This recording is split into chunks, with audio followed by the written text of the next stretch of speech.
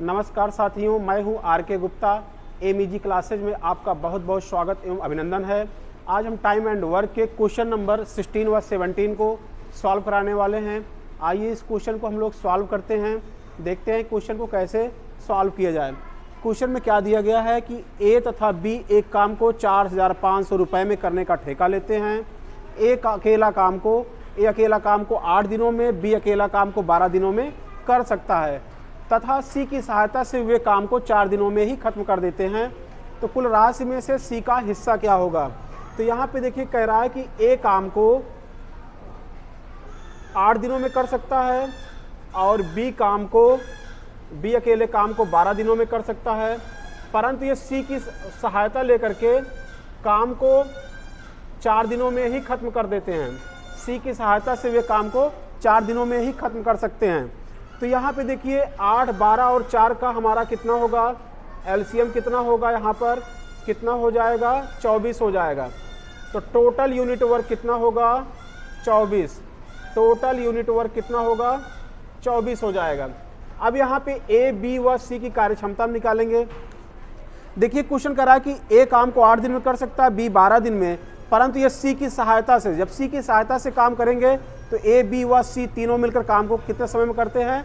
4 दिनों में खत्म कर देते हैं। तो यहाँ पे टोटल यूनिट वर्क कितना होगा? 8, 12 और 4 का एलसीएम लेंगे, कितना आएगा? 24। तो ए की कार्यक्षमता कितनी होगी? 8 से 24 को डिवाइड करेंगे, 8 त्रिक 24, 3 वर्क पर डे। ए एक दिन में 3 काम कर सकता है। बी की कार्यक्षमता कितनी होगी? 12 दूना 24, 2 वर्क पर डे। और ए, बी व सी की कार्यक्षमता कितनी होगी? 4 छंग 24, 6 वर्क पर डे। अब यहाँ पे देखिए ए, बी व सी की कार्यक्षमता का अनुपात क्या होगा? इनकी एफिशिएंसी का अनुपात कितना होगा? तो ए की एफिशिएंसी कितनी है? 3 और बी की एफिशिएंसी कितनी है? 2 यूनिट। अब देखिए सी की एफिशिएंसी कितनी होगी? ए, बी व सी की कार्यक्षमता कितनी है? टोटल मिला के 6 है, जिसमें ए की कितनी है? 3 और बी की कितनी है? 2। 3 और 2 क्या हो गया? 5। ए और बी का मिलाकर कितना होगा? 3, 2, 5। तो सी की कार्यक्षमता कितनी हो जाएगी? 1 यूनिट हो जाएगा। अब इसमें सी की मजदूरी क्या होगी? तो सी को कितने रुपए मिलेंगे? इन्होंने 4,500 रुपये में काम करने का ठेका लिया है, जिसमें से सी का हिस्सा क्या बनेगा? तो सी की कार्यक्षमता कितनी है? 1 यूनिट। अनुपातिक योग कितना होगा? 3, 2, 5, 1, 6।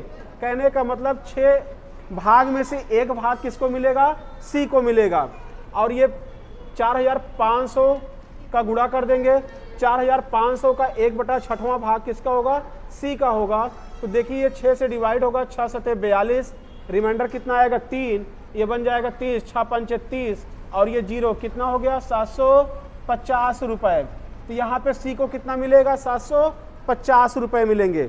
आइए इस क्वेश्चन को फिर से देखते हैं। ए काम को 8 दिन में कर सकता है, बी अकेले काम को 12 दिन में कर सकता है, परंतु ये सी की मदद से काम को 4 दिन में ही खत्म कर देते हैं। तो हम 8, 12 और 4 का क्या लेंगे? सबसे पहले एलसीएम लेंगे।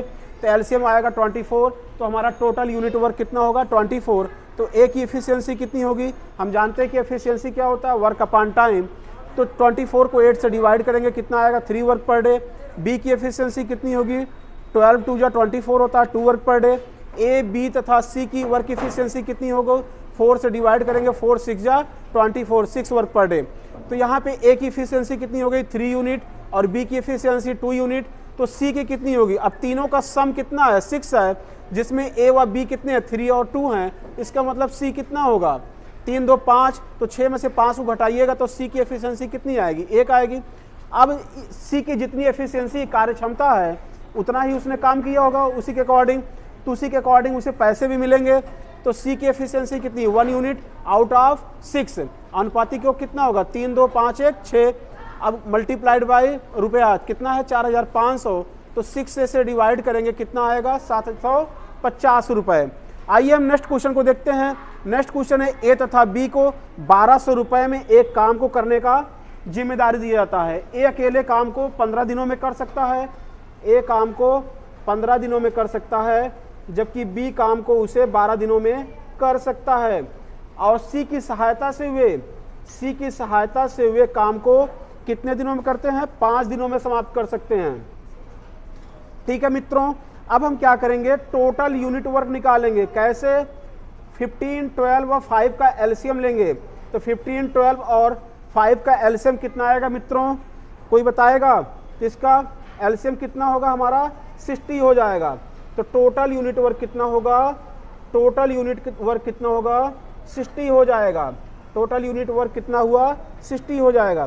तो यहाँ पे ए की एफिशिएंसी कितनी होगी, कार्य क्षमता 15 चौका 60 4 वर्क पर डे, और बी की एफिशिएंसी कितनी होगी 12 पंचे 60 5 वर्क पर डे, और ए प्लस बी प्लस सी की एफिशिएंसी कितनी होगी 5 से इसे डिवाइड करेंगे कितना होगा 12 वर्क पर डे।